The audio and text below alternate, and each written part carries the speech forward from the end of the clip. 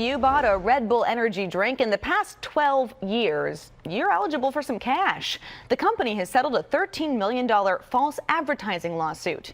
Red Bull was sued over claims that the energy drink increased performance, concentration, and reaction speed. The company is now offering customers the option of choosing either a $10 reimbursement or $15 worth of Red Bull products. In 2014, one of the world's biggest energy drink brands, Red Bull, found itself in the middle of a lawsuit that no one saw coming.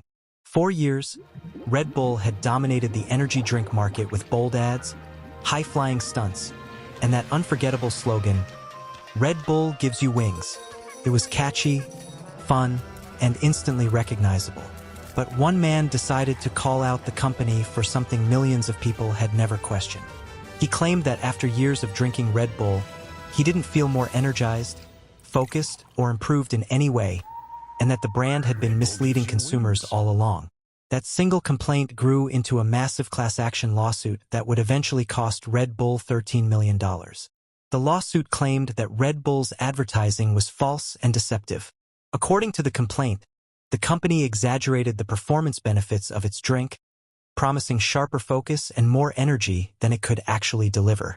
No one expected to grow literal wings, but the argument was that Red Bull made people believe it could give them an edge far beyond what caffeine alone could offer.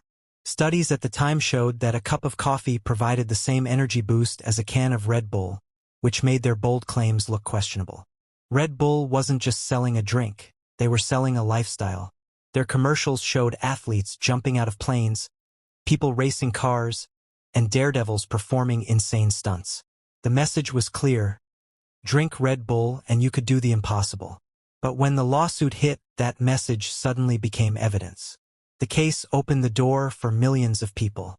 Anyone in the United States who had bought a Red Bull between January 1, 2002 and October 3, 2014 could join the lawsuit. That meant nearly everyone who had ever tried the drink could file a claim. For Red Bull, this wasn't just one angry customer. It was a potential PR disaster involving millions of consumers. The lawsuit accused the company of building its brand on exaggerated promises instead of science. Red Bull could either fight it out in court and risk years of bad publicity or settle and move on. They chose to settle. In 2014, Red Bull agreed to pay $13 million to end the lawsuit once and for all. But that doesn't mean one person got $13 million. The total was to be split among everyone who filed a claim. Each customer could choose between $10 in cash or $15 worth of Red Bull products. It wasn't a life-changing amount, but it sent a powerful message. One of the most recognized brands in the world had to pay millions over a slogan that was never meant to be taken literally. Red Bull never admitted to any wrongdoing. They argued that their slogan was meant to be playful and metaphorical, not a promise of real, measurable effects. Still, the damage was done. The internet quickly turned the case into a meme. Jokes spread like wildfire. Red Bull gives you wings to fly straight into court. For weeks, it was impossible to scroll through social media without seeing someone make fun of the situation. But behind the humor was a serious point. How much can companies exaggerate before it becomes deception? The Red Bull case became a symbol of false advertising in the modern age. It showed how powerful marketing can shape what people believe, and how dangerous that power can be when it's not based on truth. It also exposed the flaws in class action lawsuits. Most people don't keep receipts for a $2 drink, so the claims were based on the honor system.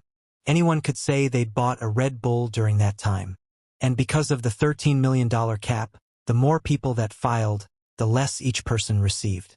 Still, millions filed anyway, if not for the money, then for the satisfaction of saying, "I got something back from Red Bull." By 2015, the court approved the settlement, officially ending the case. Red Bull, despite the setback, bounced back quickly. The company continued to dominate the market, sponsor major sporting events, and release new products. Their slogan stayed the same, perhaps now with a wink of irony. But the memory of that lawsuit still lingers as a warning to companies everywhere. A single slogan helped build a billion-dollar empire and cost it $13 million. It taught consumers to think twice before believing marketing hype and reminded advertisers that catchy phrases can come with a price. So the next time you open a can of Red Bull, remember, it might give you a burst of energy, but the only wings it ever truly gave were the ones that carried it straight into one of the strangest lawsuits in marketing history. What happened to you? Well, I heard that Red Bull gives you wings. Right. So I drank a Red Bull and I tried to fly. Yeah. You thought it would give you wings. I did, but it didn't. So I fell and broke my finger. Well, that doesn't seem, that's a lot going on for breaking a finger. Well, yeah, but since it didn't work, I drank another Red Bull and tried again. Why would you try it again? You know, I was just wearing a pair of Nikes and I said, just do it.